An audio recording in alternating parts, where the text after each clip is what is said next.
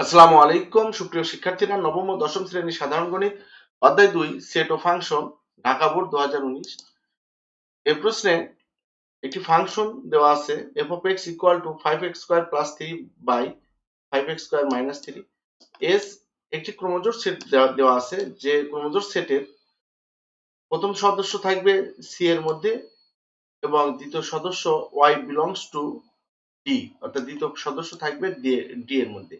শর্ত হচ্ছে 2x + y করলে 10 থেকে ছোট হতে হবে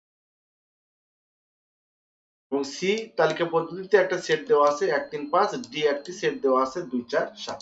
ক নাম্বার, এখানে দুটি আবৃত দশমিক ভগ্নাংশ দেওয়া আছে যার প্রথমটিকে দ্বিতীয়টি দ্বারা ভাগ করতে হবে।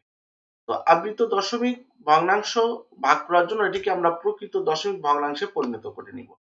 তো 0.3 এই আবৃত দশমিক ভগ্নাংশটিকে প্রকৃত দশমিক ভগ্নাংশে পরিণত করার জন্য এখানে আমরা দশমিকের পরে একটি অঙ্ক আছে 3, যার উপর পৌনঃপুনিক আছে। এই পৌনঃপুনিকের জন্য আমরা হরে একটি 9 নিব এবং 3 এই পৌনঃপুনিক 3 এর সামনে কোনো সার্থক অঙ্ক না থাকার কারণে আমরা 0 মাইনাস করব। তাহলে আমরা এটা কি করতে পারি, 3 - 0 বাই 9, কারণ 3 থেকে 0 মাইনাস করলে 3ই থাকে, 3/9। আবার আরেকটি সংখ্যা আছে 0.2 এর উপর পৌনঃপুনিক।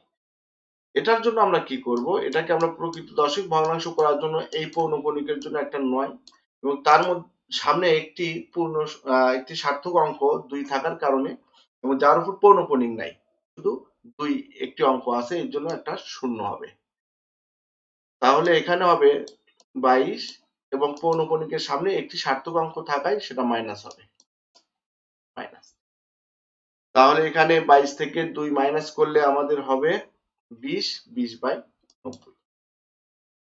0 কেটে দাও, 2/9। এখন আমরা সহজে এটাকে ভাগ করতে পারবো। অর্থাৎ আমাদের প্রথম কি করতে হবে, আবৃত দশমিক ভগ্নাংশগুলোকে প্রকৃত দশমিক ভগ্নাংশে পরিণত করে ভাগ করলে আমরা সহজে করতে পারবো। 0.3 পৌনঃপুনিককে আমরা প্রকৃত দশমিক ভগ্নাংশে পরিণত করেছি 3/9 এবং 0.2 পৌনঃপুনিককে আমরা প্রকৃত দশমিক ভগ্নাংশে পরিণত করেছি 2/9।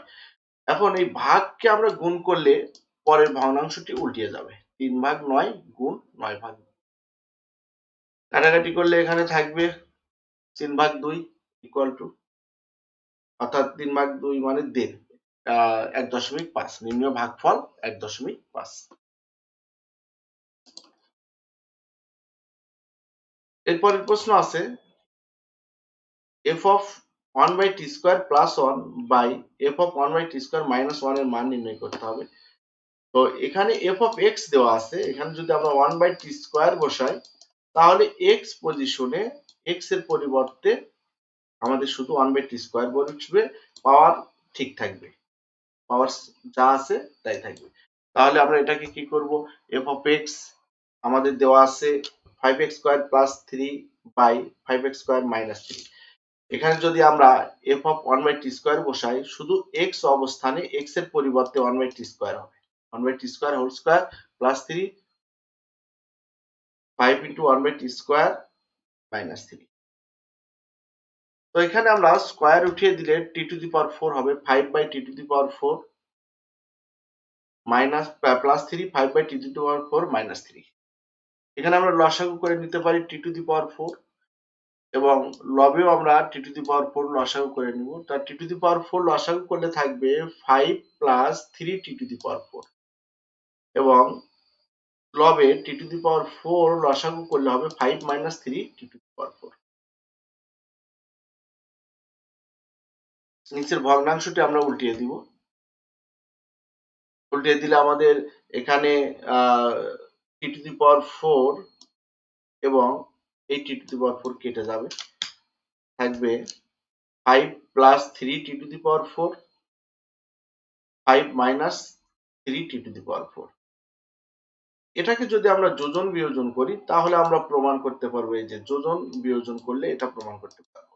কারণ এখানে আমাদের হরে আছে f of 1/t² আর লব আছে 1। তো যোজন বিয়োজন হচ্ছে লবের সাথে হর যোগ এবং লব থেকে হর বিয়োগ উভয় পক্ষেই। আমাদের লব আছে f of 1/t², এই লবের সাথে হর যোগ বাই লব থেকে হর বিয়োগ। আবার এখানে লব আছে 5 + 3⁴, এই লবের সাথে হর যোগ আবার এই লবের সাথেই হর বিয়োগ। তো হর বিয়োগ হওয়ার কারণে হর ছিল 5 - 3t⁴, এখানে মাইনাস ছিল কিন্তু সামনে মাইনাস থাকার কারণে এটা প্লাস হয়ে গেছে। তাহলে কাটাকাটি হবে কি, এখানে 3t⁴ প্লাস মাইনাস কেটে যাবে, -5 + 5 কেটে যাবে।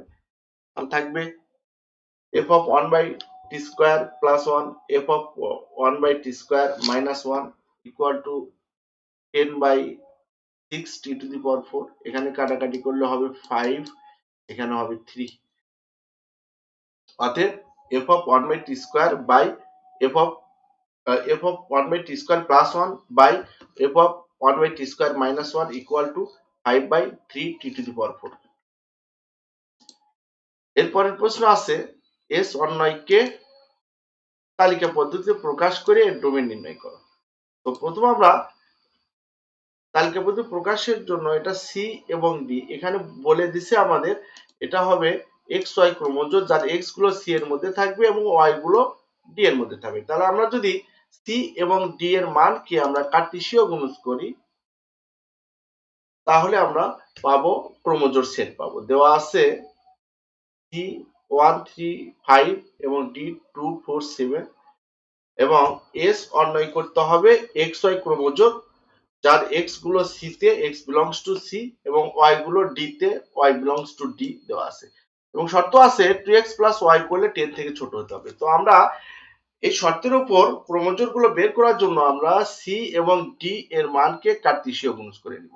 এর কার্তেশীয় গুণজ করলে 1 থেকে 1 2 একটা ক্রোমোজোম হবে, 1 4 একটা ক্রোমোজোম, 1 7 একটা ক্রোমোজোম, আবার 3 2 একটা ক্রোমোজোম, 3 4 একটা ক্রোমোজোম, 3 7 একটা ক্রোমোজোম, আবার 5 2 একটা ক্রোমোজোম, 5 4 একটা ক্রোমোজোম, 5 7 একটা ক্রোমোজোম, এভাবে ক্রোমোজোম গুলো হবে।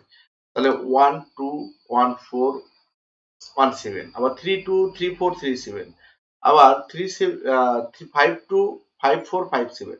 এখন আমরা এগুলো যোগ করে 2 দ্বারা x গুলোকে 2 দ্বারা, তাহলে এই 1 কে 2 দ্বারা গুণ করলে 2 হবে, 2 আর 2 যোগ করলে 4, যা 10 থেকে কম, তাহলে এটা চলবে। এই 1 কে 2 দ্বারা গুণে 2 এবং 2 এর সাথে 4 যোগ করে 6, এটাও চলবে। এটা হবে হচ্ছে 2 7 আর 2 এর সাথে এখানে 2 এই যে 2x আছে, তাহলে x এর মান আছে 1, তাহলে 2x হবে 2, 2 এবং 7 গুণ করলে 9, এটাও চলবে। 3 কে 2 দ্বারা গুণ করলে পাবো 6, 6 এবং 2 যোগ করলে 8, এটাও চলবে। 3 কে 2 দ্বারা গুণ করলে 6, 6 এবং 4 যোগ করলে 10, এটা হবে না, কারণ 10 থেকে ছোট হতে হবে।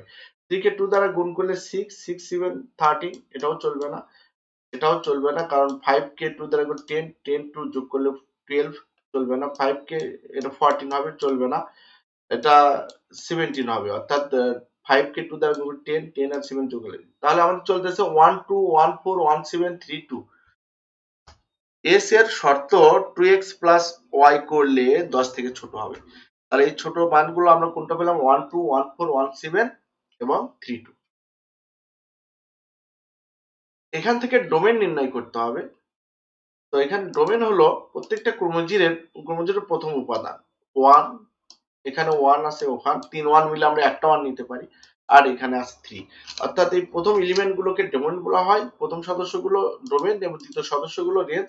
তো যেহেতু প্রশ্নে আমাদের শুধু ডোমেন নির্ণয় করতে বলা হয়েছে তাই আমরা ডোমেন নির্ণয় করলাম। যেহেতু এক তিনটি ক্রোমোজোমেই প্রথম সদস্য 1 আছে, তাহলে এখানে ডোমেন আমরা 1 নিতে পারি আর 3।